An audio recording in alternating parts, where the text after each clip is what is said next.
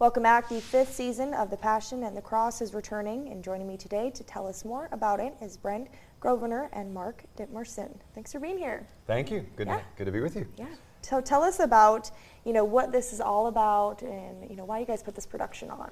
Well, it's an epic journey back to the first century. One of our favorite comments we get from people is it literally is like they're peering into the first century Judea, into the life and times of Jesus when he walked the earth. And the cast, of course, is 140, 50 people or so. Wow. A lot of men, women, children. It's really massive. But what's really great about it is it's authentic. One of the number one things people say is how authentic it is. You feel like you can relate to these men, women, and children, and you get to experience the message of Christ and his kingdom. You get to experience what the disciples went through, what these religious leaders experienced, as well as the prostitutes and all kinds of folks from the day.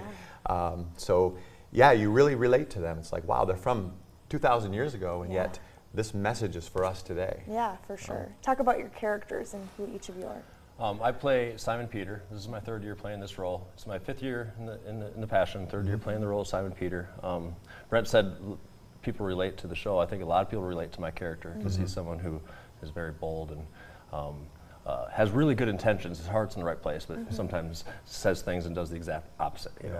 For sure. How about you? I'm John. So Peter and John were fairly inseparable, and especially if you read the book of Acts after you read the Gospels, and they're like, oh, Peter and John were always together, and they went off as the apostles, two of the first apostles, spreading the message of Christ.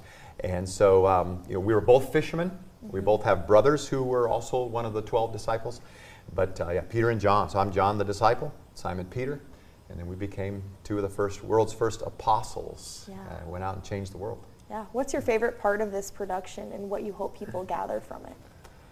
Oh, good question. My favorite part, I would say the way that we show how Jesus went against the culture of his day, which is very biblical. It's not like we're making something up.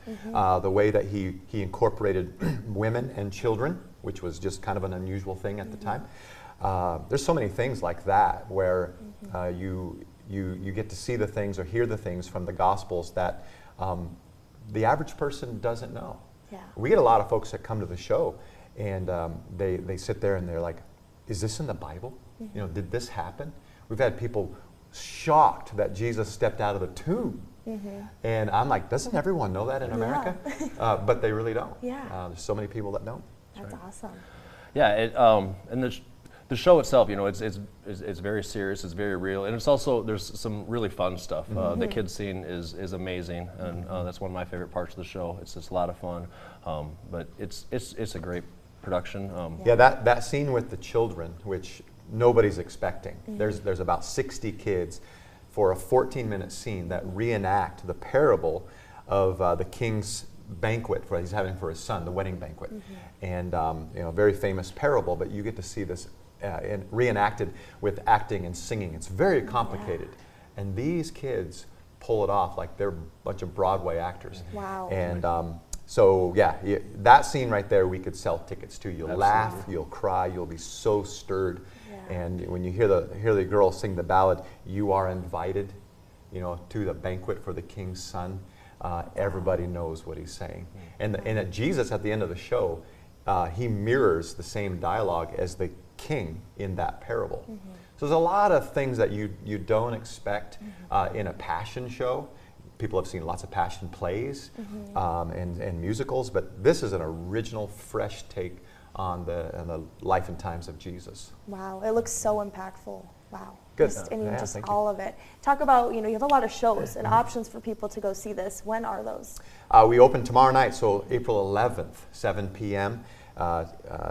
The 12th at 2 p.m. It's a matinee. Palm Sunday, 4 p.m. Those are filling up. So we have 2,500 tickets are already gone, so you want to get your tickets.